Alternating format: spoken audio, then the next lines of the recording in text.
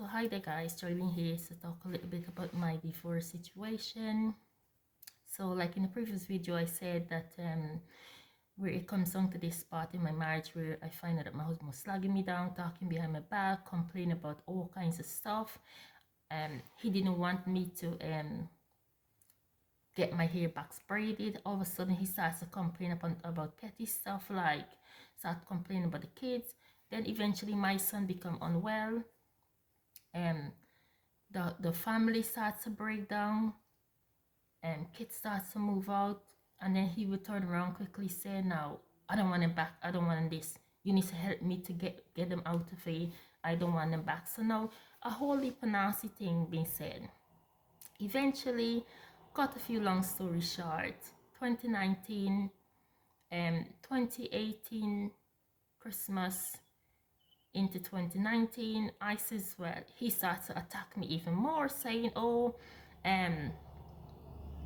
this house is a problem. He don't want to be in the house anymore. This house, we should sell it and move away," and all kinds of stuff. So right, do what you want. Just value the house, and then we can get a house sold, and then we can go somewhere.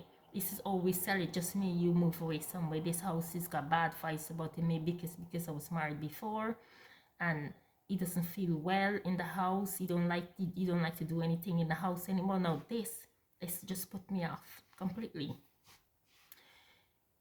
You know, he starts to go out, he starts to gonna date up more, apologizing, and kept going on there and kept apologizing and kept buying me little bits and bobs, apologizing. I says, right.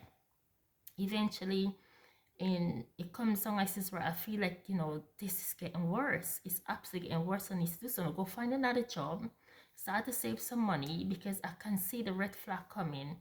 He starts to put knife in the cupboard, put 200-300 pounds in the cupboard, and put a long pointy knife. And there's a lot of red flag to this by this time, a lot of red flag in the marriage. So I says, right, I says, we stop trusting each other. He stopped eating gradually from me, stopped eating when I cook. We stop having sex. He stopped eating when I cook. We start not trusting each other anymore. That's how terrible it's become. So he starts to go out more, drinking more, trying to make himself look sick and depressed and unhappy, which is the opposite. It was a lie. He started telling me, ringing me up from his work. "Oh, can we go out this afternoon? Oh, I love you." But when it's actually in the house, he won't say such thing. When he comes in, he quickly change and he disappear. Now, I speak to someone about it. They said they were going through the same thing until when they find out their husband had a child on the way with somebody else. So I says, right, I'm going to start buying a few bits and bobs. Then I find out he took my name off majority of the bill. And I says, my name is come off the bill. I've got nothing on my name. He promised to put my name back on the British gas bill, because he says he needs my name off the bill, then he's gonna put it back on. This time it was a lie. It's him that making his plan so that I mustn't get nothing in my name. So when I do find out this, I says, right, I need to go and start take out something in my name and start to build up a credit for myself. So anyway, me now start working. He started going out more and more. I started getting this, you know, people saying all kinds of stuff about me. Time for a change. People telling him to find somebody else white, for find a white woman to retire with. Now he's a person like to talk, like to show off. He goes and show his savings that he's got in his private pension pot, and he'll be showing this and that and showing everybody else and whatever. So I says, right. Then he starts showing words to me. What have you got? You got this, you got nothing, you got whatever. And I said, oh wow. I says, well, I work hard, I contribute. And I says, so what do you expect from me? He says, you haven't got no private pension like me doing whatever. I says, this is ridiculous.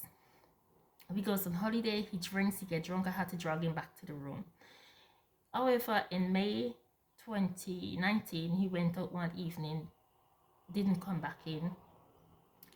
One of his friends come back and with blood on his face, with a woman in a white striped blondish looking hair, and this young boy with a white towel wrapped around his hand. So I says, his friend got blood all over his face, and says, oh, So I opened it, I heard a knock, I opened the door, and his friend goes, oh Tash, Steve told me that you and him was getting problem and this and that, whatever. And I says, right, okay, well, I said, so where is Steve? He goes, so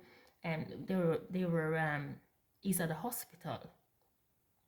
That um they're the hospital, something happened. And I says, well, why you get blood? So anyway, I'll get the phone, ring his mom, ring his dad, told them. And they say he's at the Warsaw Hospital, call up Warsaw Hospital. They said that he's not, no, sorry, call up Stoke-on-Trent Hospital. They said that he's not there. Been on the phone with the ambulance people, they're trying to see who name is coming in on the ambulance. They say he's not on the list. So I says, right. So eventually now, the police come knocking, the police start asking me questions. I told them exactly what happened. They said, carry me and show me where his friend lives. I carrying them and showing where the friend lives. And then they told me to go to Warsaw Hospital. He's there. So I'm thinking, okay. Now I had to take some tablets. Tablets make me sleepy. I couldn't drive the night time. So I decided to go early morning, get up 5 o'clock, pack a bag, and I went to the hospital. Get there, he's covering bruises and all kinds of stuff, kick to the head, kick to the brains, and all different things. So anyway, that was in May 2019. Come back in end of May, June, the police, undercover police bring his clothes with his ring in his jeans pocket. His clothes ripped down. He's been in a nasty fight. Then I was told that's not the first time he's been in fight, and he's been in fight for some woman and some kind of I don't know, some fight. Anyway, eventually I start working, saving, and I says I need to find some way to move because he started bringing people to the property. When I'm not there, people had keys to the property, to the house, coming in the house when I'm not there, interfering thing, looking in thing, and seeing how I kept the house and whatever.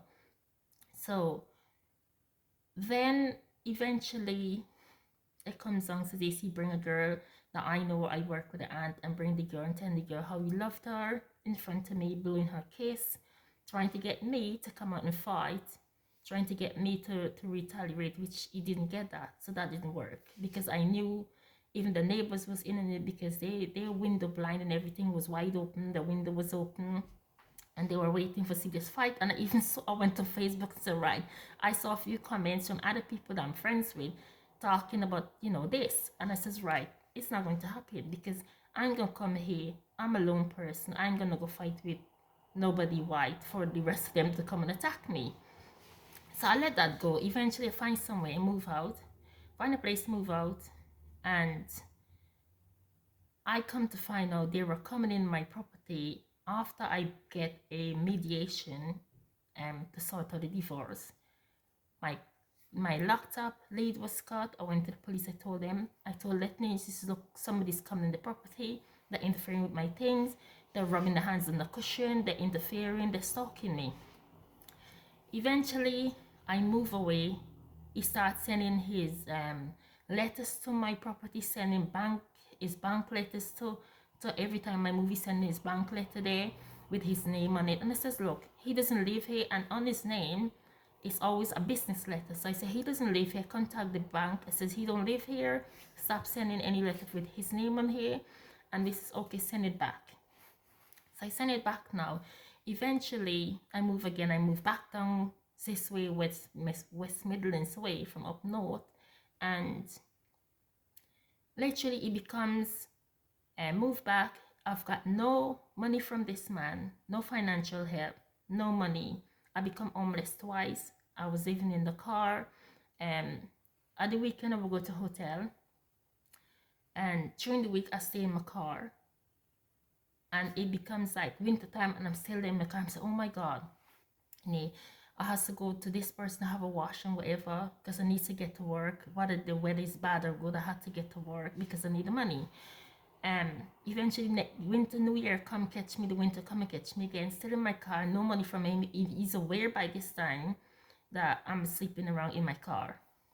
So I says, right, what become of it, today for you, tomorrow for me. I get up, I still go and run, I still enter the run, and I says, what, just carry on as normal. sell no money, get another contact the mediation, contact solicitors as well. I told him situation. He went to one mediation session, stopped coming. I also said they said, oh, take him to court. So I get another solicitor, book her eventually. She was like, I don't know how long it has to go on, but I'm gonna cut this video now and start again.